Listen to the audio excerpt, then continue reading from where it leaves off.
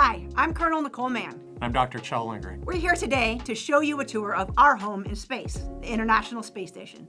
This was my home for 157 days, and Kjell, you spent even more time on station. Yeah, 311 days total. And we got to spend about a week of that time together. Living on the space station is really one of the most incredible experiences, so we're excited to show you our place in space. Welcome to Station. The International Space Station is a microgravity laboratory, 250 miles above the Earth and flying at 17,500 miles per hour. That means we orbit the planet once every 90 minutes. The first time you see Station, it's just breathtaking. You can't believe that you've actually left planet Earth and you're floating in space. Then suddenly those solar arrays come into view and you can see just how massive it is. We're starting in the European Space Agency's Columbus module, and you can see I'm actually on the ham radio communicating with students on the ground. This module houses a lot of our experiments, and I think our favorite one, casting that pink glow from the right, is the veggie enclosure where we get to grow vegetables. Yeah, in fact, we grew dwarf tomatoes while we were on board. Well, you got to harvest the tomatoes. We actually planted those. Okay, you started it, but we cultivated those little guys. That's true. Okay, it was a joint effort. Now we're making our way across the front of Node 2 and into the Japanese experiment module called Kibo. Kibo is a great module where we execute a ton of science. We have a freezer in there called Melfi, a lot of the experiments with flames and different types. Oh, hey, there goes Samantha floating by. That floating never gets old. We're looking at different types of flames, different types of metal components in there, and now we're coming up here on the airlock.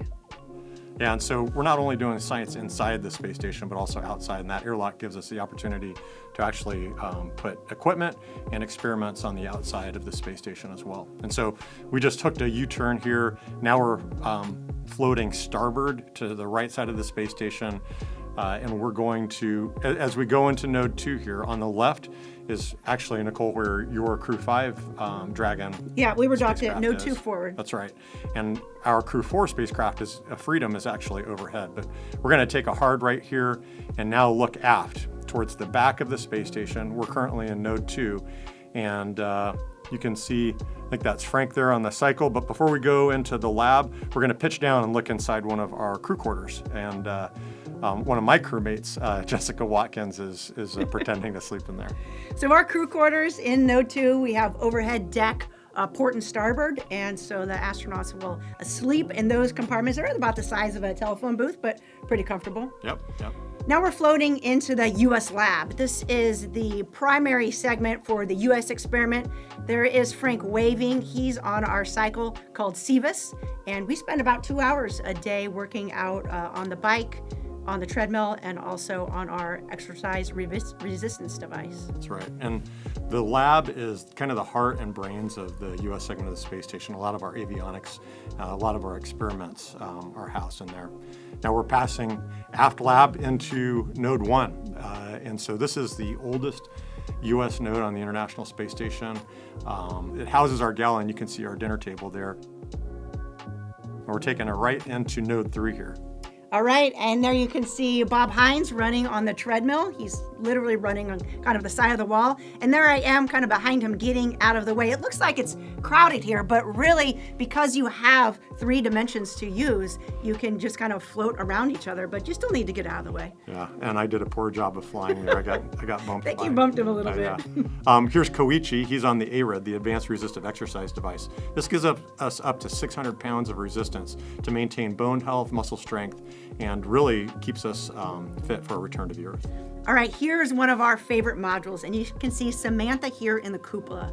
The cupola is a series of windows that look down at our beautiful planet Earth, and photography is used for Earth observation. Sometimes we're taking pictures of weather or volcano eruptions. It's used for a lot of different data gathering of our planet. In addition to the science that we do there, it's also, I think, one of our favorite places to just hang out. We'll often see something, aurora or some just beautiful sights out that window, and oftentimes just call the rest of the crew there to share in that experience. Absolutely. Definitely changes your perspective on the planet. Now we're headed here into the airlock. You can see our spacesuits, which we use for spacewalk or EVA, extravehicular activity. And there's Josh Cassada. He is working on some of our spacesuits, getting them ready for the next spacewalk. Behind Josh's feet is actually the crew lock. When we're not doing EVAs, that is full of stuff. But when we're getting ready to do a spacewalk, that is completely empty, and that's the section that goes down to vacuum. All right, here's lunchtime. You can see Bob and Frank, and they're playing with their food. It is definitely the best place to play with food when you're in space. You can see there I am overhead, or on the ceiling as we call it, and then Jessica Watkins at the far end. A lot of times we enjoy our meals together, which are a great time for the crew just to bond, but also to talk about the day, any lessons learned that we have, and debrief anything that happened. That's right. Now we're making our way into PMA-1, and so this is the connection between the U.S. segment of the space station and the Russian section. And so you can see how it kind of scopes down from our square hatches to these round hatches, and all these bags surrounding here essentially serve as our pantry. So all of our daily supplies are contained in those bags, making it quick access to get new washcloths or those sorts of things. You know, this is truly an international space station, and so we have 5 different space agencies that participate: Japan, Europe, Canada, the US, and Russia. And so this segment here was actually the first component of the space station. It orbited Earth alone for 16 days before Space Shuttle Endeavour arrived and installed the Unity module.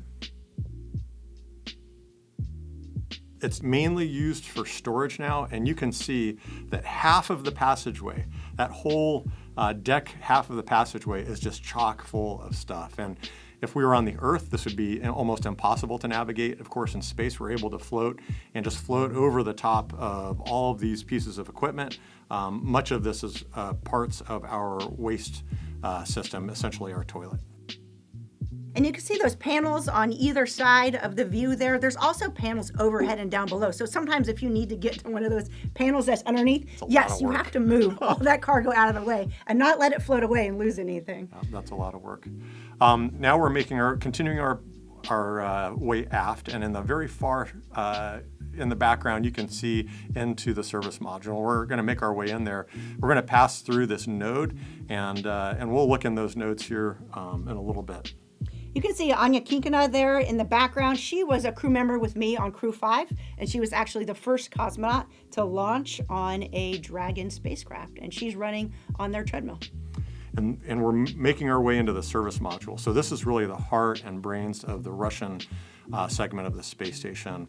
Its design and construction is really rooted in the very earliest Russian space stations, and it's pretty self-contained. So you can see Anna is here exercising. They have their command panel for emergencies, their crew quarters, their toilet. A lot of their science is all housed in this module. You can also see that there's quite a few windows on the deck portion of this segment and a lot of cameras. This is one of the greatest places for Earth observation, besides the cupola, of course, and we can use a lot of those photographs there for Earth observation. And Anya's exercising right next to the Russian segments table, and so our crews would generally gather on weekends to eat together, as Nicole described. An opportunity for us to gather together in the Russian segment on Friday nights, and then we would gather in the U.S. segment in the galley on Saturday nights. And an opportunity to not only just eat, but to share, to commiserate, to celebrate, I think the same things that we do with food here on the ground. Absolutely. And there's typically 7 people on board, 3 cosmonauts and 4 astronauts. And so it seems, again, like a small space, but there's really plenty of room for us to gather and enjoy. So now we're pitching downward, down towards the Earth or towards the deck or nadir, to look into Nayuka, or the science module, the new science module on the space station. And so this kind of demonstrates how, as you move from module to module, it can kind of be a little disconcerting as you are figuring out which way is kind of oriented up in a particular module. And there you can see a cosmonaut, Dmitry. He's working in the glove box on some science that he's executing there in MLM. And this module gave the Russians more room, more capability to do science. There's another crew quarters down there, an additional toilet.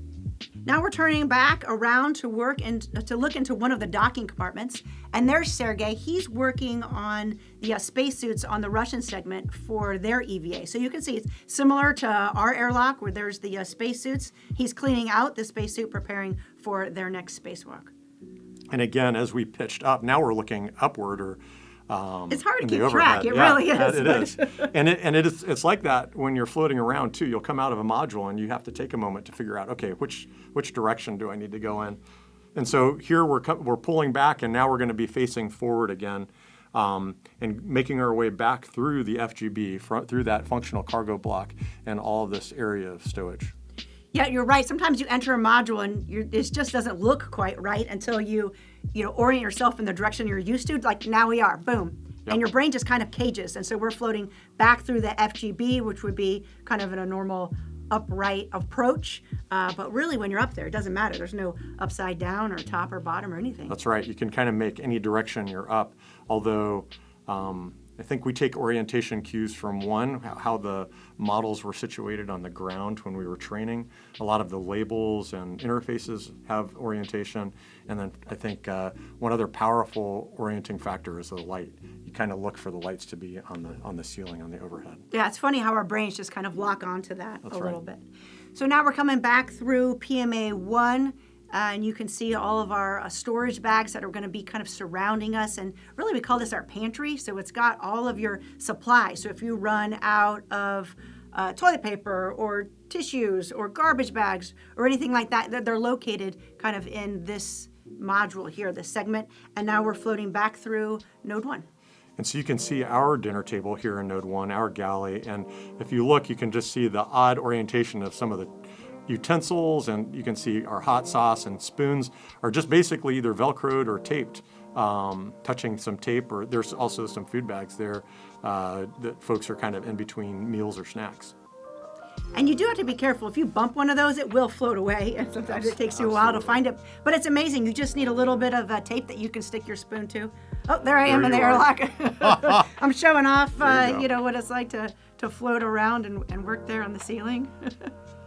And now we're going to turn back looking forward in the space station. You can see a couple of our cameras just Velcroed to the wall there, very easy to stow stuff.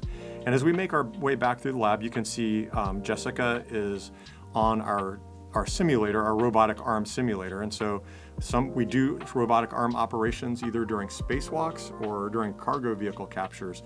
And we need to practice, we need to keep our skills up. And so Jessica's demonstrating how that works.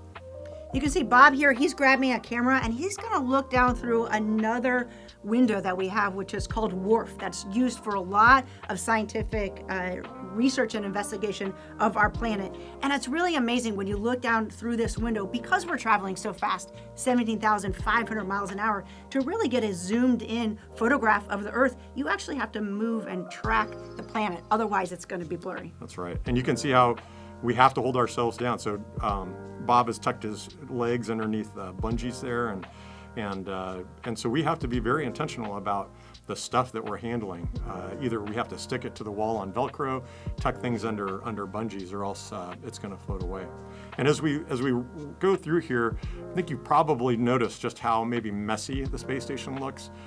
It is a functional, constantly changing environment, and it's got wires and cables and it looks kind of messy. It does, but it's controlled chaos. It really is. I mean, Good. there's folks on the ground that really keep track of where all of our bags are and all of the equipment is, so that we don't lose anything. And I mentioned that we have normally 7 people on board, but we've seen a lot of people here during this tour. We in fact have 11 people on board at this time because we're doing a crew handover. So crew 4 and crew 5, both of those Dragons are attached, making the 11 people. That's right. And so crew 4, my crew has been up there for almost 6 months at this point. You all docked maybe 4 or 5 days Just a prior couple to days this, ago. right? We were still figuring out how to float around. And this is our time where we're just kind of handing over our lessons learned and the state of the space station to you all as you prepare to take over. And now we're making our way through PMA 3, and this is where the crew 4 Dragon Freedom is docked. And during the last part, during this handover time, I actually got to stay in Freedom as my crew quarters, which was absolutely amazing. I think the best part about being in Dragon is the windows, right? You're I mean, absolutely right. it is, talk about the penthouse suite. When you're sleeping there and you wake up, you can take that shade down and you just have a beautiful, beautiful view of our planet. Yeah, and I think that is, we all agree that this is one of the most amazing opportunities that we have when we're living in space, is that opportunity to look out the window at any given moment and to look back from our temporary home on the space station to humanity's home, the absolutely beautiful planet Earth.